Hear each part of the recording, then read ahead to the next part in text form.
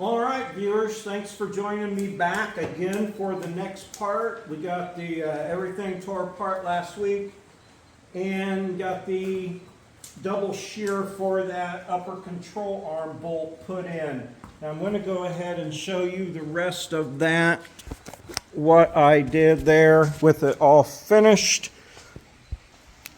All right, now I have not repainted or reapplied my fluid films yet.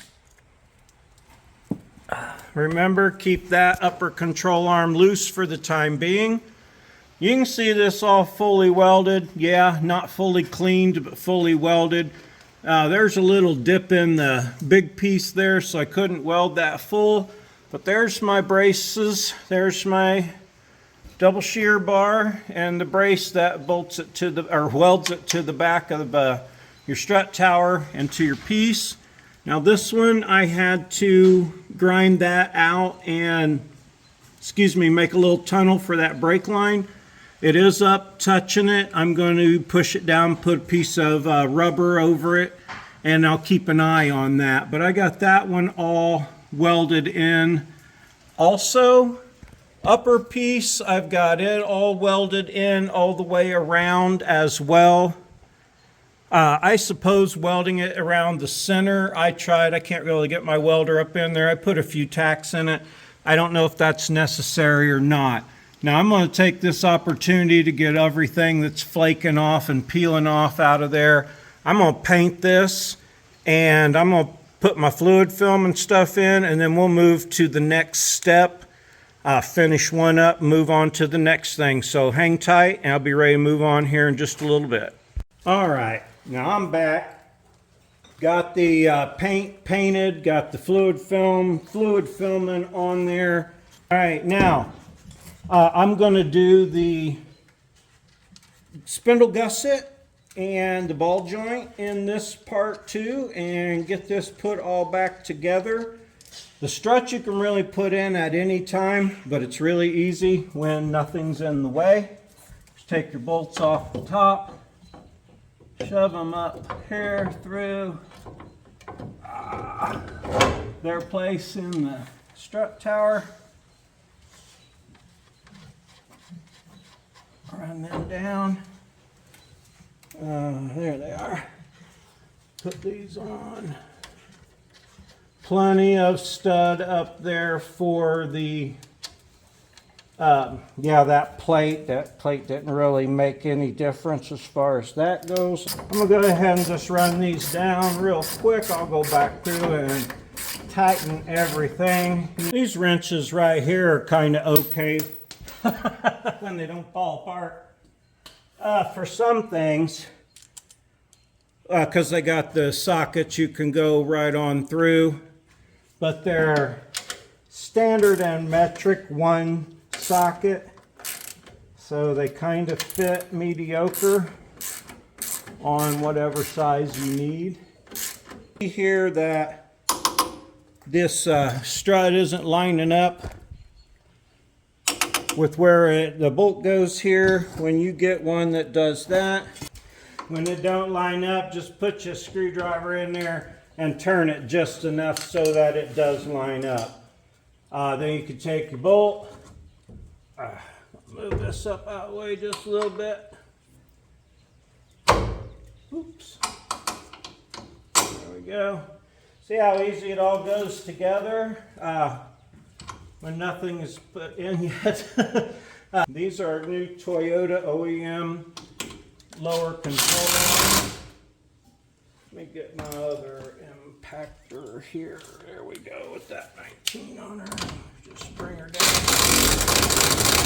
Ugga it down real good. I'm going to go back up there and tighten all those down at the top.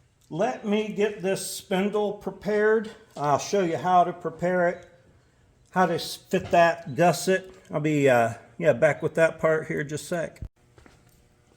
All right, now on this piece here, I put a rag to keep slag off my sealant bearing back there. I went ahead and removed my dust shield. That's a decision you'll have to make. You can do it. Sorry, playing with the dog. You can do it with the dust shield on. You just have to take it loose. And yeah, you can put it back on with this on. I chose to remove it. They tend to trap rocks and things when you're out off-roading and such. It's your choice there. Now this goes on right here. It fits way better with that off, by the way, because it was hitting it before. I ground everything down. I think you needed to see the cleanup and removal of the dust shield, but you do have to cut it off. I'm not sure if I'm going to be able to get this ball joint out with this in place and what I would use down here to press it in, but I don't want to weld this with my new ball joint in place because you have to really get this hot, and I just don't think it's going to work. Plus I want to know, can I change a ball joint later if I need to? So I'm going to weld this mostly across here and then just tack it down here and in some other places. I hope you can see how it fits there. It kind of, yeah, got a little pocket there that fits down at the bottom. So I'm going to get my welder set up and ready and start tacking this on. I did just go for full tilt bozo on the welder and cranked it all the way up. I will see how that works. I'm really excited for all these upgrades. I definitely needed the ball joints. I felt like I definitely needed those struts too, don't get me wrong. What I had was working, but this is going to be so much better. Of course, go from your thickest material down to your thinner material. That always makes good sense to do that.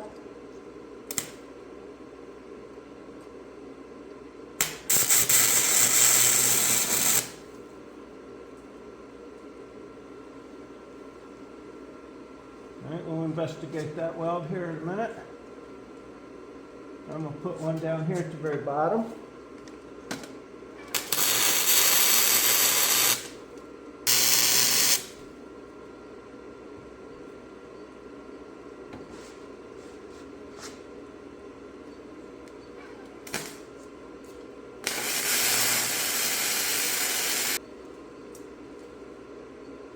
Yeah. Now I can cut that one off, but I wanted it on there good. Got a little one down there. Now I'm going to weld this across up here. If I go over and I can't put my ball joint in, or get this one out, well, that'll kind of tell me. Then I can cut those three places, take this off, change my ball joint first, and come up with a new plan.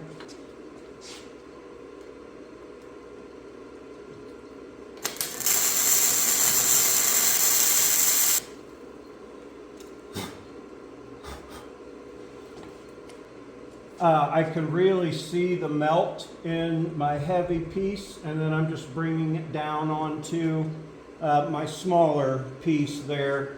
Again, I'm not an expert welder or welding instructor. I weld everything with flux core, and I always have. Just from doing those two welds right there, the one across the top and that one down the front, that ball joint is bubbling and grease is bubbling out of it. You see it? So, yeah. I can do it with a 4-pound sledgehammer. So back over here we are, brute force, go back and forth with it. See it's coming out and getting the new one in now. That'll be the fun part. Oh yeah, there we go. So plenty of room. It's just now barely hitting this plate over here.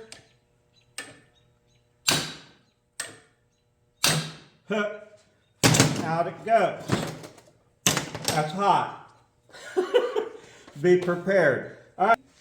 While it's still hot, see if I can go over to the press and press that in.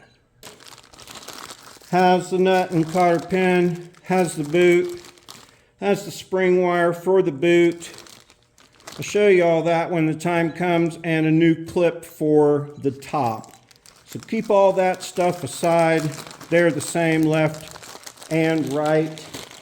I'll show you the difference between this nice OEM Toyota unit here and that, I think it was their Moog or Tri-5 that was in there. It also got the grease and stuff in there too. Look at these. Look at the difference. Woo! That is still really hot. Oh, anyway. Yeah, look at the difference in the thickness. Now I know this one was greasable. I have no idea how long it's been in there. This truck's been in our family since 125,000 miles. It's almost got 200,000 on it now. So yeah, this is a Moog. It says Moog. And this was years ago Moog, like 8-9 years ago Moog. So this ball joint lived for at least 75 to 80,000 miles, but it is definitely got some grinding and some tough movement, especially now that it went through the welding process. It's another reason why I didn't want to weld my new thing on with these ball joints in. Again, the press defies me. I've got a big socket that has enough room to hold the outside of this spindle and still let the ball joint go through the center of it.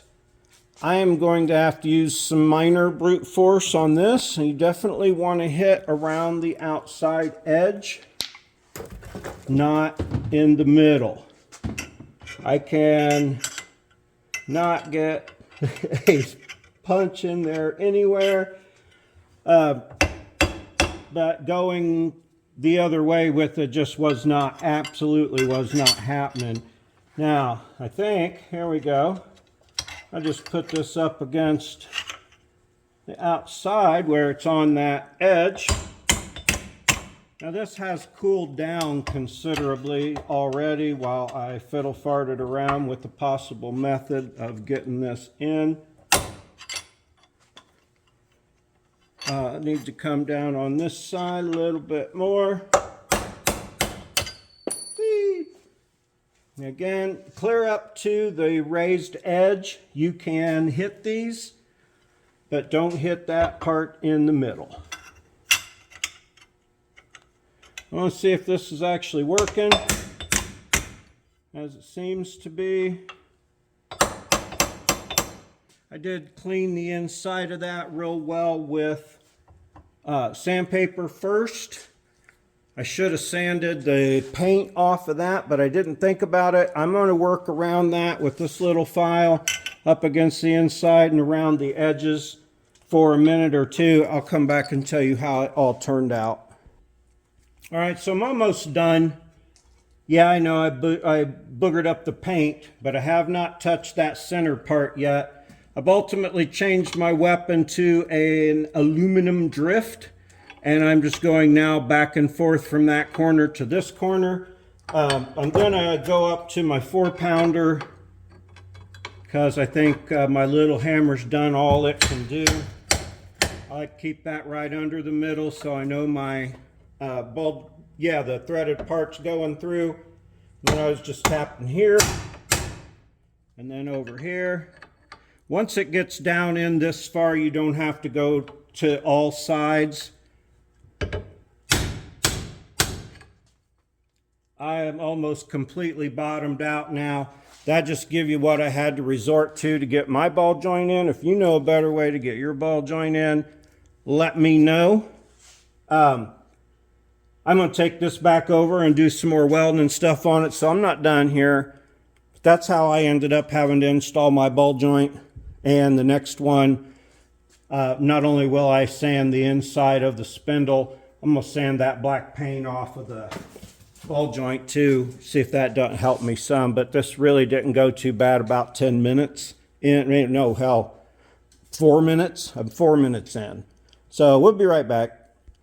Okay, now that clip that you have to put back on when you get done, that did take me about 6 minutes altogether of beating on this thing. I may have to put it in the vise for this. But you can see it's real tight, and if you don't have a good pair of stretchy, C-clamp pliers or C-clip pliers, I just push it down on there and then get one tab over with my screwdriver. Now I'm just going to take my hammer and beat it. This job took way more beating on the table than I thought it would have. Let me get that started again. But I guarantee you this way will work. Let me get some more of it going around there, and then I'll pry the other end of it. As long as you're watching, I'm going to keep popping it off there. I promise you that's the method that works. Hang on.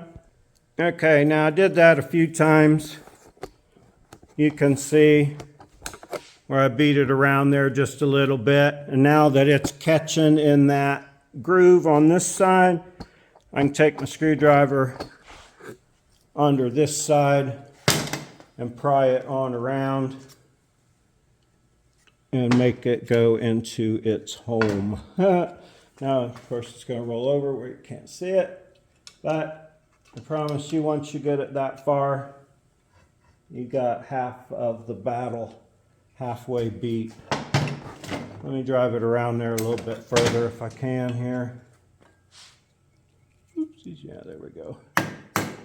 Using a proper screwdriver, pry screwdriver.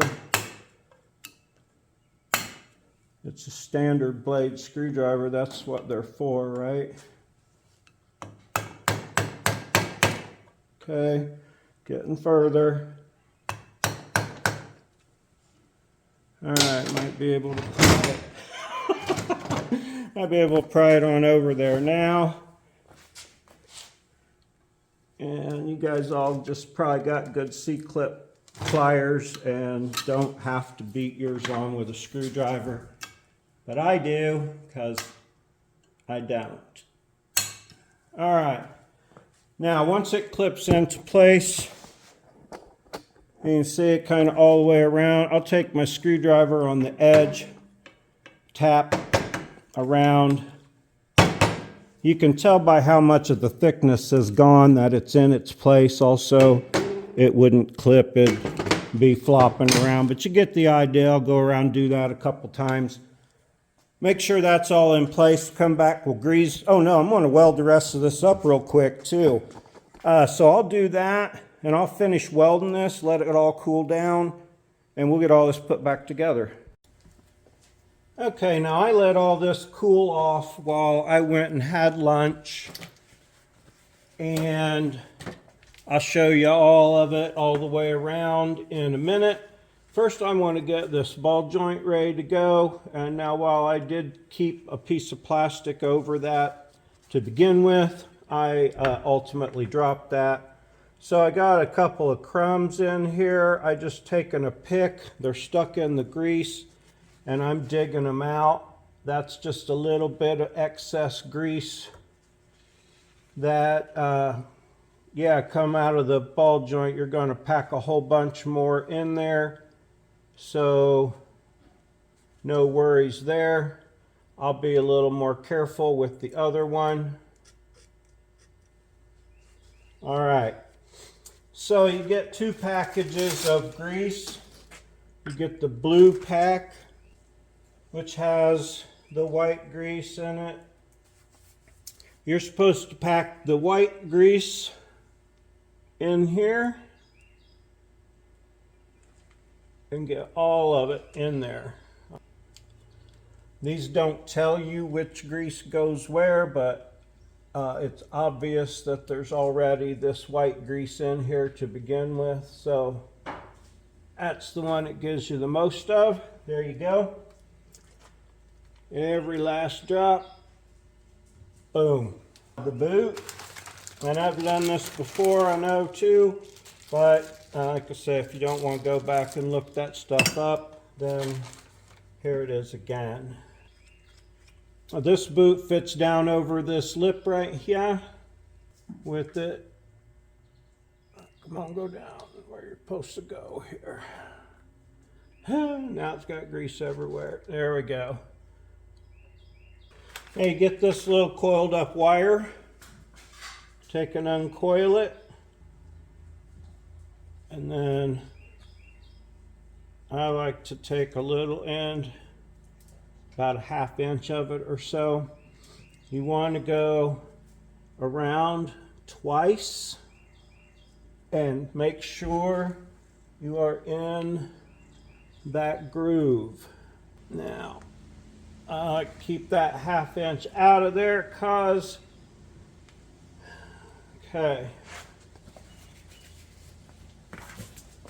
you can see here how it's in the groove all the way around. You can feel the groove there. Sorry, I'm not looking. Okay, so anyway, as long as it's down in that groove, then you bend it around itself. And grab those pliers that you brought over. Grab both pieces, not your initial twist, and then give that a couple, 3, maybe. You'll be able to tell it's nice and tight, and that can't pop up out of that groove. You can feel it, that it's smushed in there real well. Now I will take a cutter.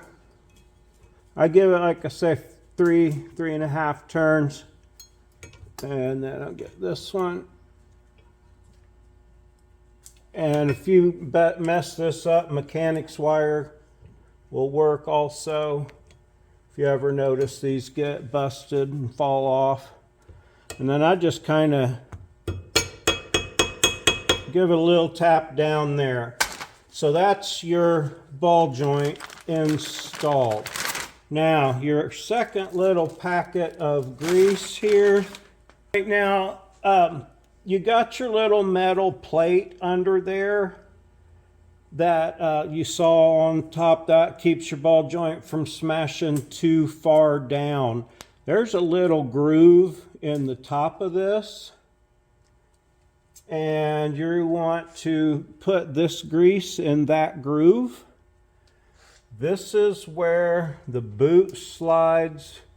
When the spindle turns, the boot, your upper control arm is stationary here holding this, but your boot spins, and that keeps your boot from wearing against the bottom of your control arm and possibly causing it to split or crack up there. So I think it's a bit much to fill that whole groove with it, but they give you enough to do like 6 ball joints in one packet. And that's clearly not necessary. So I just fill it up in there. Let's go back over to, well, right here real quick. It's plenty cool now. Okay. I just had it setting up in there. Yeah, just to hold it while I did that. Now I need to clean the weld off some. You can see plenty there. I got it really good around the top while the old ball joint was in. The old ball joint pounded out okay. This one pounded in okay. And then I welded all the rest of this all the way down. I kind of melted up that end a little bit. But I feel like it's gotten well. The weld may not be the prettiest, but it's welded well. I made sure, now I said always, pull from your thickest metal down to your thinnest metal. In this particular situation, I'm a welder up on high. I hit that the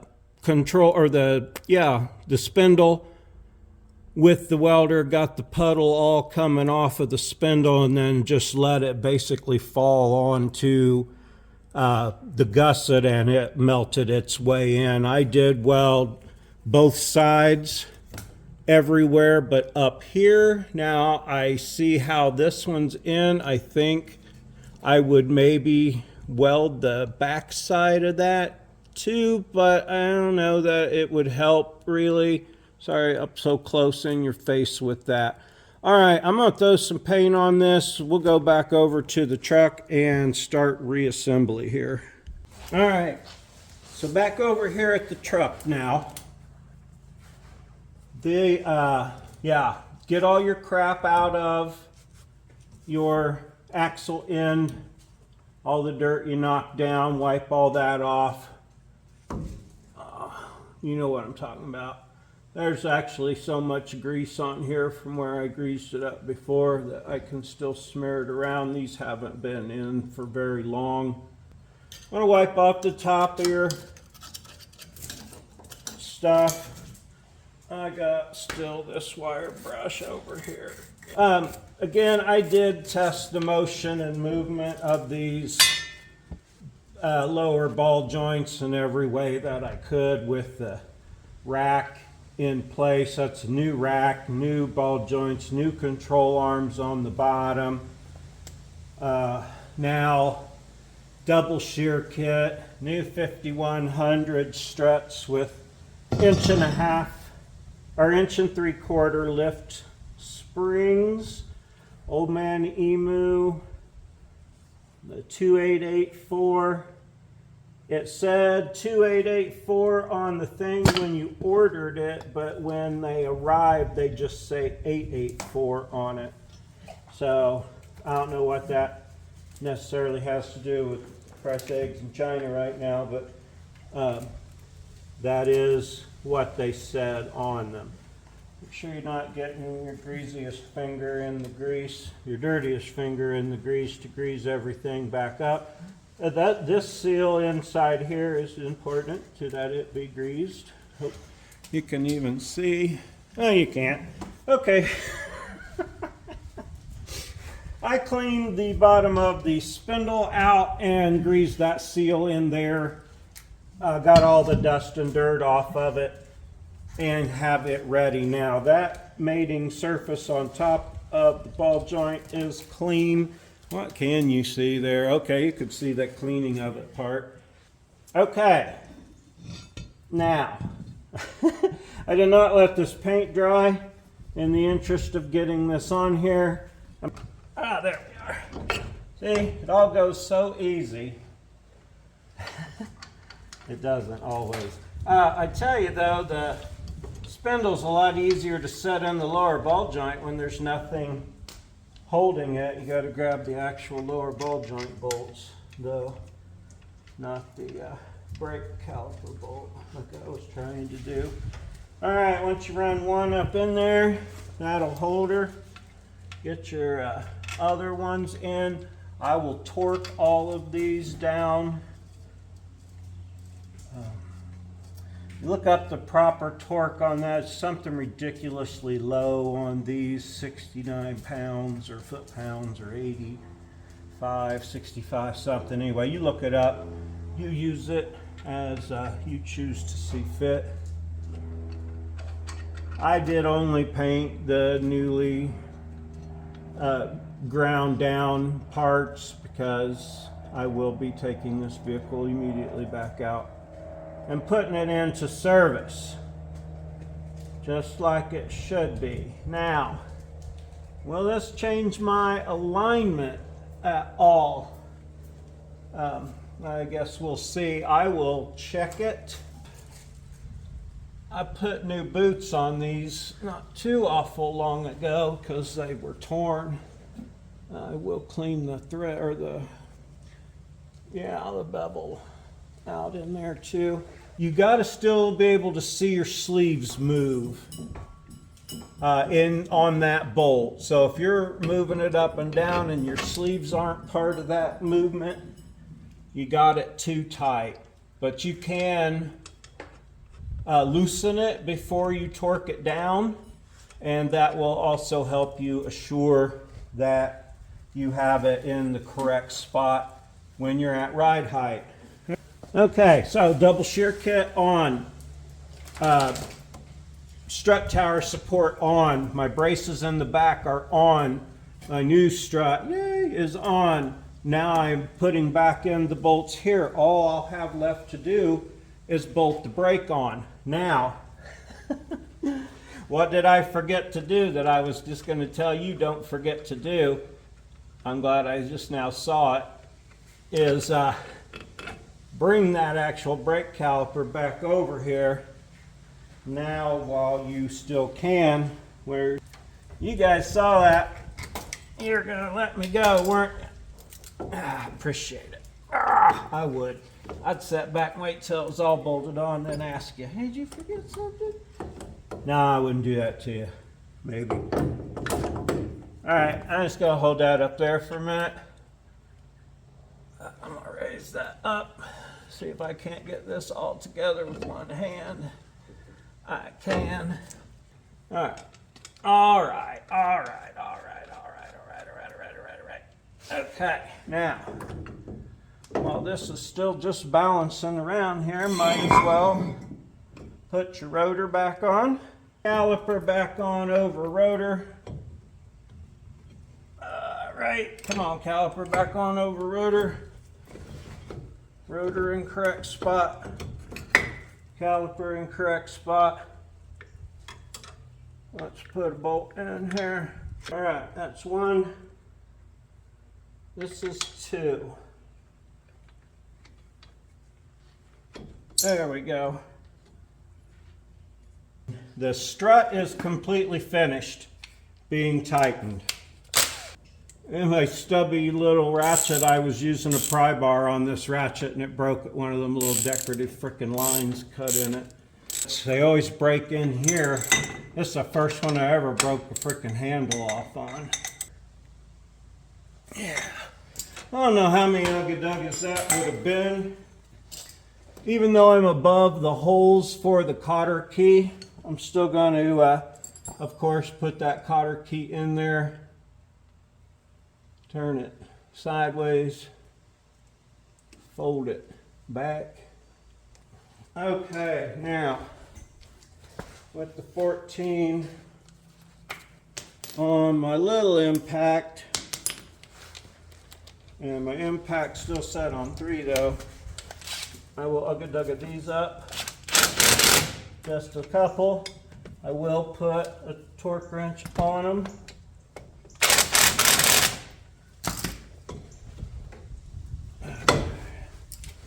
And that's not tight yet, remember. Alright. Alright, so I know those are good, but I'll still torque them. That one's good. It ain't going anywhere. Still got to do this one. Remember, wait for ride height. So now all my bolts are tight except my brake caliper. We'll get my 17. Dugga, and a dugga. And I'm satisfied with that. Now, back here where my brake line broke off of the mount, I am going to just zip tie it around right here, wrap it through that hole. Make your own choice if you want to tap that hole out.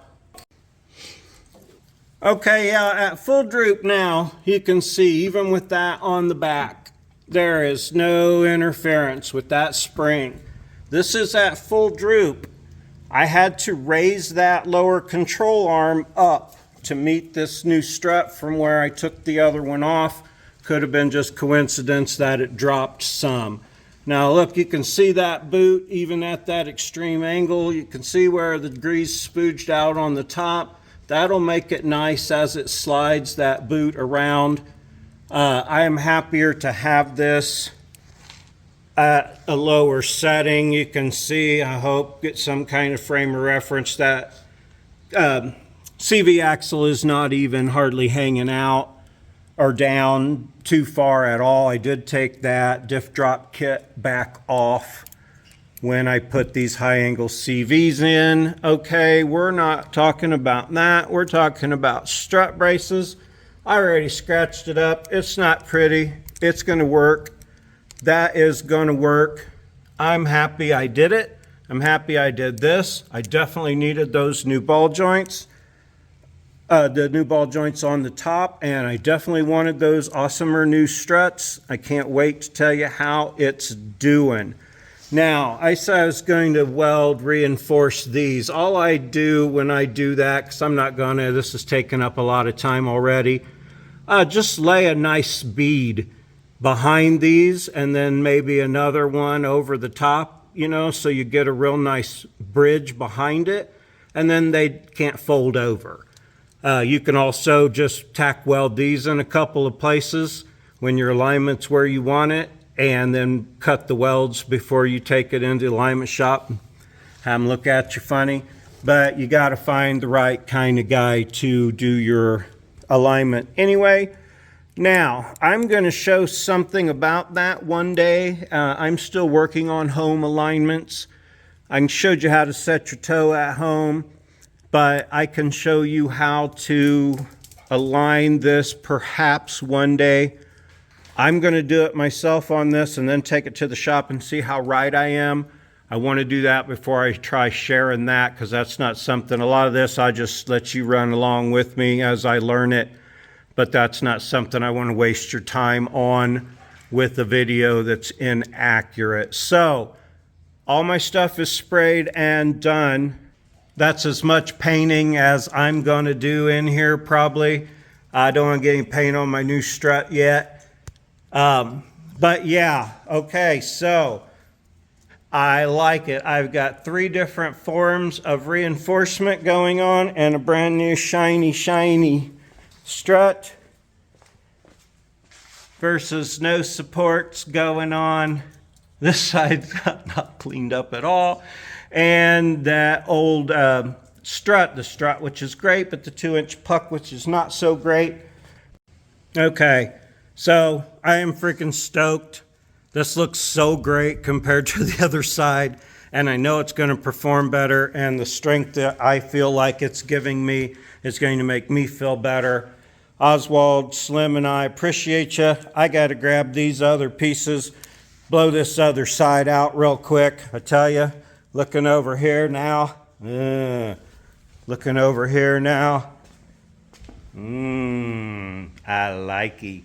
Okay, thanks for joining us out here today.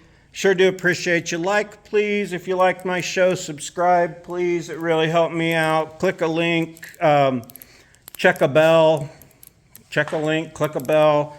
Leave a comment, love the comments, but mostly appreciate you hanging out with me. If you could do those free, easy, and painless things, I'd really super appreciate you. I just appreciate you anyway. Thanks for joining us out here. Have a super great day.